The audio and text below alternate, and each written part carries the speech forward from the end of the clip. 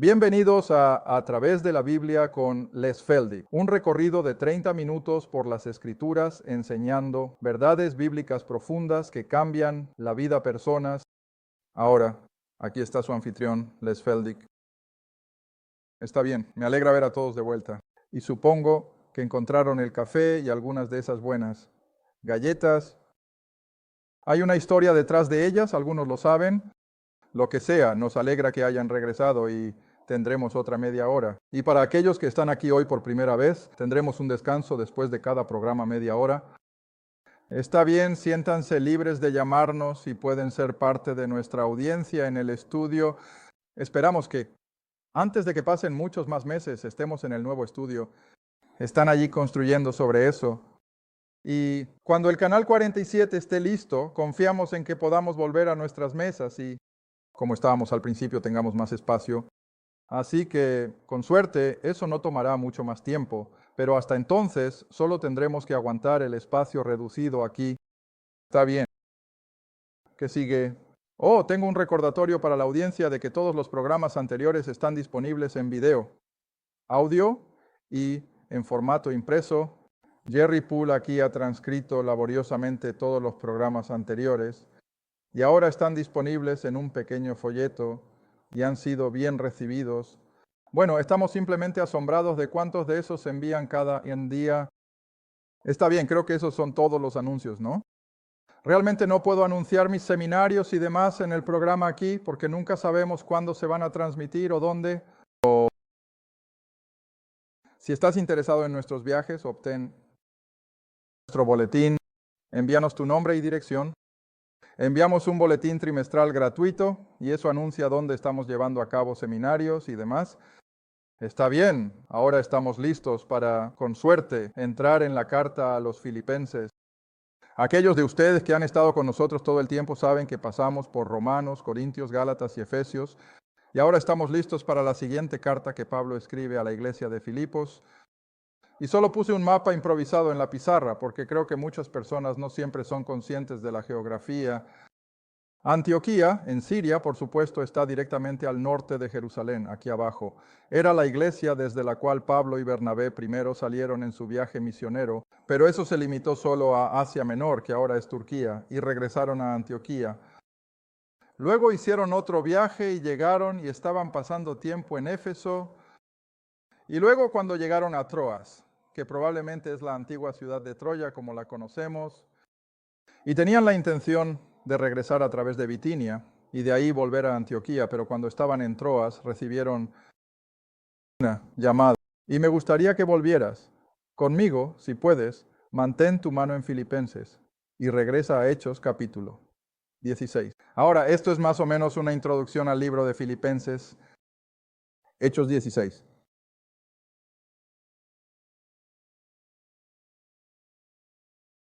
Versículo 6, Hechos 16, versículo 6.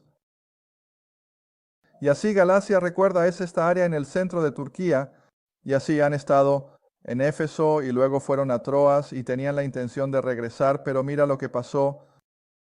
Y así, cuando habían recorrido Frigia y la región de Galacia, el Espíritu Santo les prohibió predicar la palabra. En Asia llegaron a Misia e intentaron entrar en Bitinia, pero el Espíritu Santo no se los permitió. Y ellos, pasando por Misia, bajaron a Troas, y ese es el que tengo aquí, bastante cerca de la costa del mar. Estaba a unas 5 o 6 millas, y llegaron a Troas, y una visión. Versículo 9, una visión apareció a Pablo en la noche, y allí estaba un hombre de Macedonia. Ahora, ¿recuerda dónde está Macedonia? Macedonia, está Grecia del Norte, está en las noticias porque está justo al sur de Yugoslavia, y Acaya era la mitad sur. Pero tienen esta visión de un hombre en el norte de Grecia o Macedonia, y él le oró o le suplicó diciendo, ven a Macedonia y ayúdanos. Bueno, casi me pasó lo mismo en el estado de Washington. Mira, recibí una carta y un grupo de personas dijo, por favor, ven y ayúdanos. Bueno, lo hicimos y valió la pena. Pero de todos modos, Pablo tuvo la visión de que debían cruzar a Macedonia, al otro lado del mar Egeo, Y en el versículo 10, después de haber visto la visión inmediatamente, sin discusión, sin debate, supo que el Señor lo estaba guiando, y así, inmediatamente, y creo que Lucas está escribiendo, Lucas escribe, nos esforzamos por ir a Macedonia, asegurándonos de que el Señor nos había llamado a predicar el Evangelio a ellos. Ahora recuerda, el Evangelio nunca ha llegado. Antes de esto, hacia el continente europeo, versículo 10 o versículo 11, por lo tanto, zarpando de Troas, es decir, se van en barco, llegamos con un rumbo directo a Samotracia y al día siguiente a Neápolis, que era realmente la ciudad costera de Filipos. Y luego en el versículo 12, de allí a Filipos, que es la ciudad principal de esa parte de Macedonia y una colonia, en otras palabras, una colonia romana, pero una colonia significaba que tenían una cierta cantidad de libertad. Está bien, y estuvimos en esa ciudad permaneciendo ciertos días, y luego en el versículo 13, en el sábado, ahora recuerda, Pablo todavía acaba de salir del judaísmo y sería el sábado, y en el sábado salimos de la ciudad junto a un río donde solían hacer oración, y nos sentamos y hablamos con las mujeres que se reunían allí. Ahora, evidentemente, Filipos no tenía una sinagoga oficial. Probablemente no había suficientes judíos en el norte de Grecia para una sinagoga, así que, evidentemente, eran solo un grupo de mujeres judías que estaban teniendo sus devociones y demás, porque no hay nada que indique que era una sinagoga. Pero de todos modos, versículo 14, oh, Dios mío, este es uno de mis versículos favoritos. Y una cierta mujer llamada Lidia, vendedora de púrpura de la ciudad de Tiatira, así que quiero decir, probablemente era una mujer de negocios en ascenso, ella era muy civilizada. No te imagines a alguien de un lugar remoto aquí. Esta es una mujer de negocios muy civilizada. Y ella era vendedora de púrpura, lo que significaba, por supuesto, que trataba con las altas esferas, porque la púrpura era la más cara de las telas. Y ella era de la ciudad de Tiatira, que por supuesto estaba al otro lado del mar Egeo en lo que ahora es Turquía, pero ella adoraba a Dios. Y Lucas dice, nos escuchó. Ahora, aquí está la parte a la que siempre me refiero, cuyo corazón el Señor abrió. Pablo no hizo, Lucas no lo hizo, Silas no lo hizo. Creo que Silas no lo hizo. Lo hizo, el Señor lo hizo. Y eso, esa mujer judía que pensaba que tenía todo lo que necesitaba, de repente se dio cuenta de que estaba tan perdida como esos paganos a su alrededor, y así el Señor le abrió el corazón para que prestara atención o escuchara las cosas que decía Pablo. No es algo, ¿sabes? Le dije a un pastor en Carolina del Norte, le dije, oro cada mañana por Lidias. Solo por esta razón, dame personas cuyo corazón abre el Señor. Y ya sabes, no simplemente le impactó. Él dijo, nunca lo había pensado de esa manera. Él dijo, estoy orando, Señor, ayúdame a sembrar la semilla. Él dijo, cambiaré mi oración. Voy a empezar a pedirle al Señor que me dé Lidias. Personas que estarán, el Espíritu les abre el corazón y de lo contrario. Estamos trabajando en vano. A menos que el Espíritu haga el trabajo preliminar, y así a medida que continúas en este capítulo, aquí es donde Pablo y Silas terminaron siendo golpeados porque este joven, el mago, estaba siendo utilizado por los adivinos.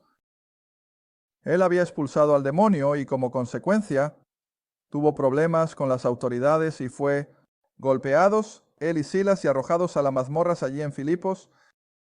Y luego, por supuesto, también tenemos la salvación aquí en este capítulo del carcelero de Filipos. Así que lo que probablemente tienes aquí entre Lidia y el carcelero de Filipos, y probablemente algunos más, es la misma semilla de la iglesia de Filipos. Y esta es la congregación que ha crecido a lo largo de los años y a la que Pablo ahora está dirigiendo esta carta a los filipenses. Está bien, ahora volvamos.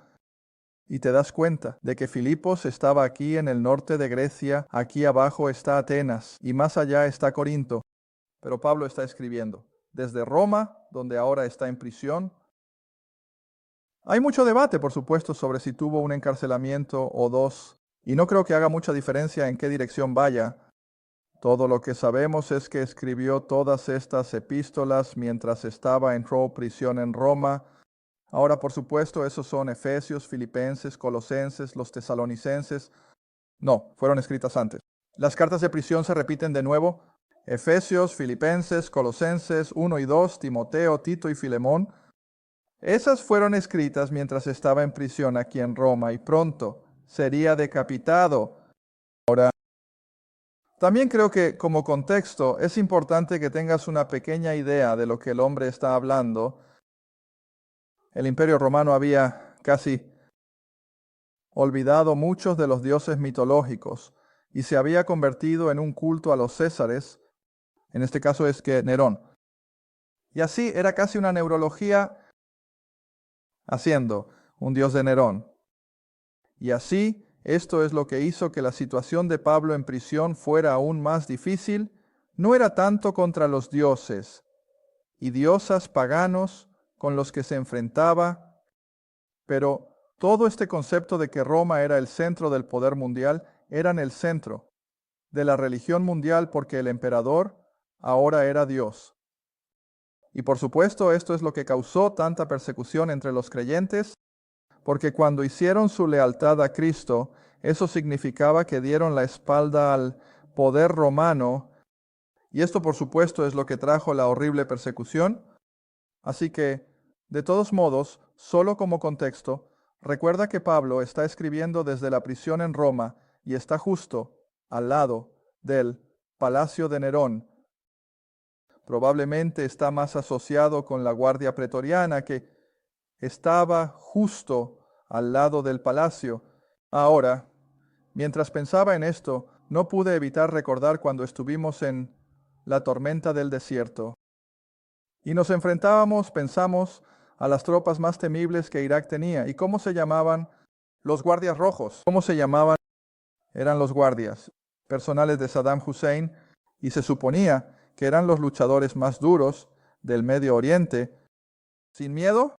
Bueno, no resultaron ser tan buenos, pero lo que sea, esto es lo que Pablo está enfrentando. Él está en medio de los guardias del pretorio, que probablemente eran endurecidos, soldados endurecidos de batalla del ejército romano, y ahora habían llegado como la élite para ser los guardias personales del emperador Nerón. Y así, imagina que estos eran soldados endurecidos, soldados de batalla, y recuerda, siempre había uno encadenado a la muñeca del apóstol Pablo. Al principio, incluso tenía la libertad, por supuesto, de lo que llamamos arresto domiciliario, pero para cuando llegamos a sus escritos en las epístolas de la prisión, creo que ya lo tenemos más confinado y ahora está constantemente encadenado a uno de estos soldados romanos endurecidos. Ahora, estoy diciendo eso porque quiero que veas qué tremendo impacto tuvo ese hombre, incluso en ese tipo de hombres. Bueno, lo veremos un poco. Pasemos ahora, capítulo 1, versículo 1. Pablo y Timoteo, los siervos de Jesucristo. ¿A cuántos de los santos, todos, ven, no solo a los líderes de la iglesia, no solo a la jerarquía? Esta carta está escrita al miembro más humilde del cuerpo de Cristo. ¿Recuerdas? Siempre estoy usando la analogía, al menos lo hice en nuestros programas anteriores, que la oración de Tyndale era: Dios, déjame poner la palabra en las manos de cada quien recuerda cada labrador en Inglaterra. ¿Ves? Ahora, ¿cuánta educación tenían esos labradores? Solo lo suficiente para leer, pero aún así eran capaces de manejar la palabra de Dios. ¿Ves? Así, este es el punto. Siempre tenemos que considerar, esta Biblia no es solo para los altamente educados o los teólogos o los clérigos o algo así. Es para todos, sin importar nuestro estatus. Está bien, y así es para todos los santos en Cristo Jesús. Ahora, de nuevo, ¿a qué siempre me estoy refiriendo? Pablo nunca escribió al incrédulo. ¿A quién escribió? Creyente Mira, aquí de nuevo, a los santos. Ahora, eso no incluye a un incrédulo. Los santos serán creyentes. Y así todo lo que Pablo escribe es para ti y para mí. El creyente, ahora, ¿qué es? Eso nos pone una gran carga de responsabilidad para compartir estas cosas con el incrédulo. Mira, es la forma de Dios hacerlo. El incrédulo no puede leer esto y sacar nada de ello. Para él es como griego, y me ha pasado una y otra vez que simplemente no pueden sacar nada de ello. Bueno, Dios no espera que lo hagan. Él tiene a los santos para hacer eso. Está bien, y así él escribe a los santos que están en Filipos, y con los obispos y diáconos. Ahora de nuevo, esa palabra lanza una curva. Cuando pensamos en un obispo, pensamos en alguien muy arriba en la jerarquía, ¿sabes? Allá en la sede. No, la palabra en el griego original simplemente significaba un supervisor. Él simplemente está escribiendo a algunos de los chicos que son manteniendo al grupo unido. Ahora, recuerda, esta no es una gran congregación. Todo lo que pensamos hoy sobre la iglesia son los grandes edificios, las piscinas, las canchas de tenis y las canchas de baloncesto y todo lo demás. ¿Sabes? Esa es la iglesia hoy. Escucha, no es la iglesia del Nuevo Testamento. La iglesia del Nuevo Testamento era solo un pequeño grupo de creyentes que probablemente se reunían en casas, y creo que la verdadera iglesia va a volver a eso antes de mucho tiempo. Pero sea lo que sea, él está escribiendo a los ancianos y supervisores de esta pequeña congregación allá en Filipos. Y por supuesto, esto está de acuerdo no solo con la forma gramatical y oficial de dirigirse a las personas, pero Pablo hace esto en todas sus cartas. Gracia y paz a ustedes de parte de Dios nuestro Padre y del Señor Jesucristo. Versículo 3. Doy gracias a mí, Dios, cada vez que me acuerdo de ustedes. Ahora tienes que recordar en qué estaba pensando. Bueno, estoy seguro de que pensó en esa primera experiencia allá en Filipos, donde las autoridades lo golpearon a él y a Silas hasta dejarlos hechos trizas y los arrojaron a las mazmorras. Y luego Dios envió milagrosamente un terremoto. ¿Recuerdas todo eso? Ahora, Pablo era tan humano como nosotros. Y supongo que cada vez que escuchaba la palabra Filipos, lo primero en lo que pensaba fue ese golpe, esas mazmorras, la salvación del carcelero, de Lidia. Y luego, años después, él vuelve a pasar y parece que estaba en su lecho de muerte, gravemente enfermo y casi sin esperanzas de recuperación, pero la iglesia de Filipos lo atendió y él sobrevivió. Y luego menciona lo cerca que estuvo de la muerte, así que Pablo tenía muchas razones para pensar en cosas agradables sobre todo lo que había sucedido en Filipos. ¿Está bien? Ahora, con los momentos que nos quedan, pasemos al versículo 5, su compañerismo en el Evangelio desde el primer día en que pisó Europa. Y Filipos, desde el anteprimer día, podía recordar constantemente el compañerismo que tenía con esos creyentes gentiles. Ahora el versículo 6 es un versículo que ocupará nuestro tiempo, teniendo confianza. Ahora, sabes, cuando Pablo dice confiado, se refiere a estar confiado. ¿Se refiere? ¿No? ¿Dudas? No. Me pregunto, esto es, lo creo con todo mi corazón. Está bien, así que dice, estoy seguro de esto muy claro, que el que ha comenzado una buena obra en ustedes, él, verás, sin peros ni dudas, él lo llevará a cabo hasta el día de Jesucristo. Ahora, sé un estudiante de la Biblia. ¿Qué es el día de Cristo? Ese es un término paulino. No se usa en ningún otro lugar de las Escrituras. El día de Cristo. Oh, ya no tengo mi línea ahí arriba. El día de Cristo es el rapto. Todo comienza desde la conversión de Pablo y la construcción del cuerpo de Cristo. Todo. Está esperando y ansioso por el día en que se llevará a cabo el rapto. Y los muertos en Cristo resucitarán primero, dice en 1 Corintios 15. Entonces nosotros que estamos vivos y permanecemos, seremos arrebatados para encontrarnos, Señor aire. Ese es el día de Cristo. Ahora el otro término, ahora llevémoslo de vuelta a Isaías. Creo que sí, Isaías, o capítulo 2.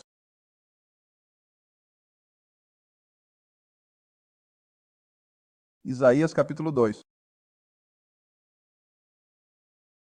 Versículo 2. Isaías capítulo 2, versículo 2. Ahora, esto vuelve a estar en el final de la profecía, ¿ves? Si todavía tuviera mi línea ahí, podría mostrarte de manera tan hermosa que todo lo escrito a Israel era profecía dentro de marcos de tiempo. Todo lo escrito a la iglesia está en ese periodo intermedio, desconocido, y está conduciendo al día de Cristo, que pondrá fin a la era de la iglesia. Pero aquí tenemos el término que está asociado con la profecía, la segunda venida de Cristo. Está bien, aquí está. Isaías 2, verso 2. Por el día del Señor, mira, con mayúscula, porque el día del Señor de los ejércitos será sobre todo aquel que es orgulloso y altivo, y sobre todo aquel que se ha levantado y será humillado. Oye, eso no es gracia, eso es juicio. ¿Es? Y el juicio viene sobre los orgullosos, los altos y los altivos. Y puedes leer hasta abajo, sobre todos los cedros del Líbano. Versículo 14, sobre todos los montes altos y las colinas, sobre cada torre alta. Versículo 16, y sobre todos los barcos de Tarsis y todas las imágenes agradables. Y la altivez, versículo 17, la altivez del hombre será humillada, y la arrogancia de los hombres será rebajada. Mira, ese no es un lenguaje para los creyentes. Ese es un lenguaje para el incrédulo, y va a ser el día del juicio, el día del Señor. Pero el día de Cristo no es un día de juicio. Es un día de salir de aquí de repente. ¿Es? Está bien ahora. Regresemos y miremos la revelación a la luz de este día del Señor y el día del juicio venidero y la revelación. Por supuesto, es la imagen de toda la tribulación, 7 años, y la segunda venida de Cristo que la acompaña, que es parte de ese día del Señor o el día de Jehová, y finalmente va a culminar. Entonces, miremos el capítulo 19. Revelación, capítulo 19. Creo que hay otro en el capítulo 5, si no me equivoco.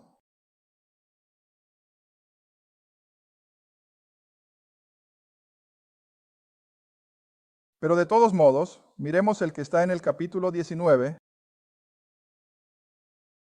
versículo 11.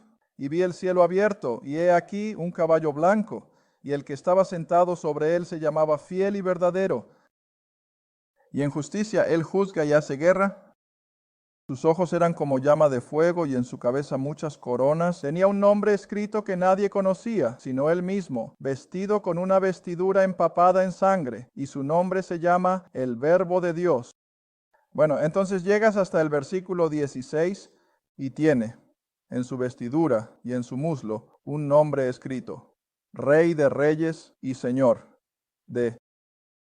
Y así ese es el día de Jehová, el día del juicio, que se avecina sobre la tierra. Pero mira, la iglesia nunca tiene ese tipo de lenguaje.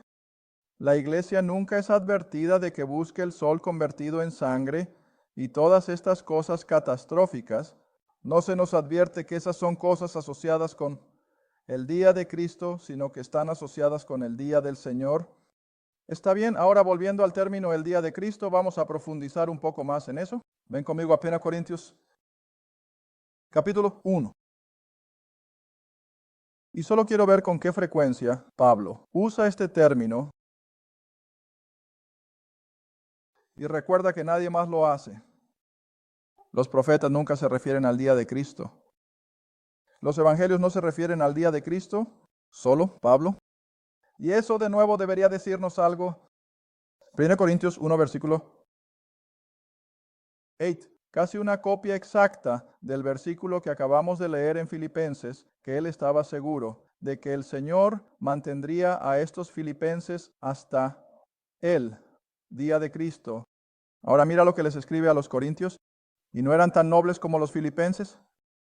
Los filipenses eran grupo de personas. Quiero decir, ellos eran, creo, el orgullo y la alegría de Pablo. Los corintios creo que eran un poco una decepción. Eran un lastre, eran carnales y tenían muchas divisiones y problemas.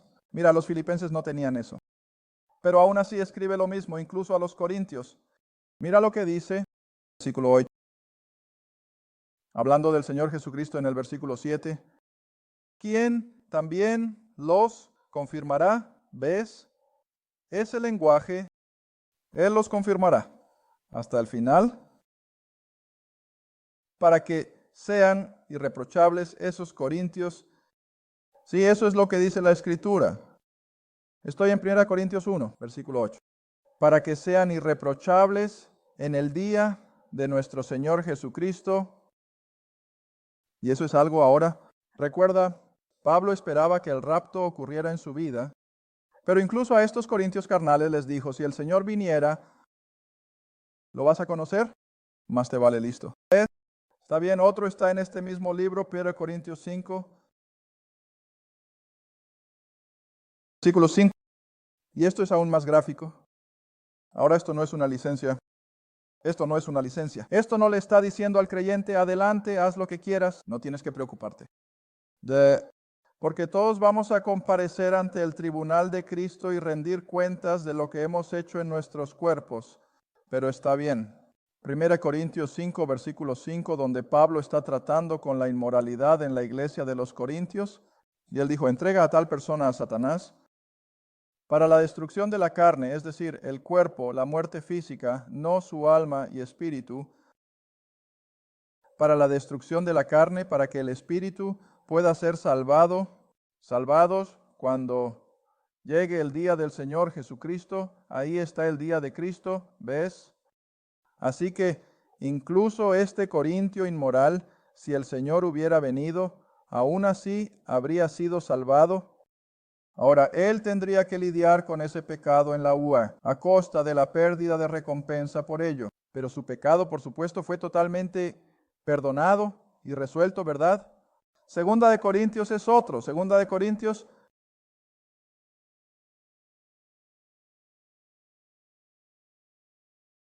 Dos Corintios, capítulo 1. Creo que es el capítulo 1, versículo así. ¿Estoy en 1 Corintios? 2 Corintios. Capítulo 1.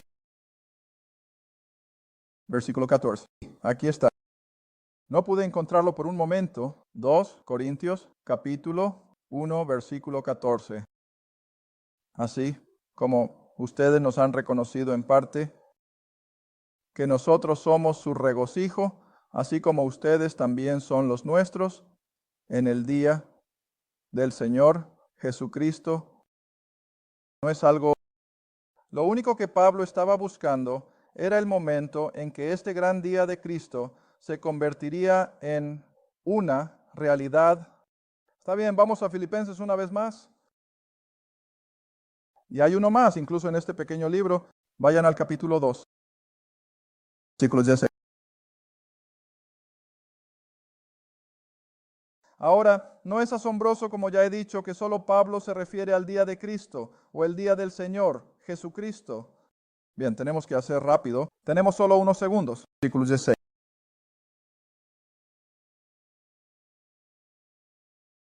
Lo perdí.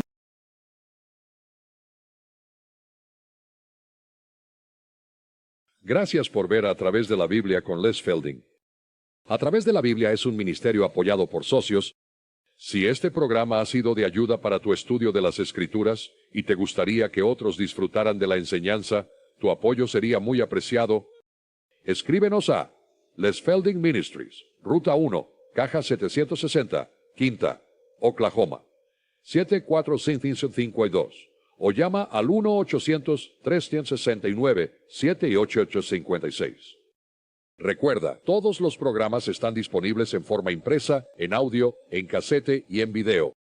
Asegúrate de sintonizar próxima vez en A Través de Biblia con Les Felding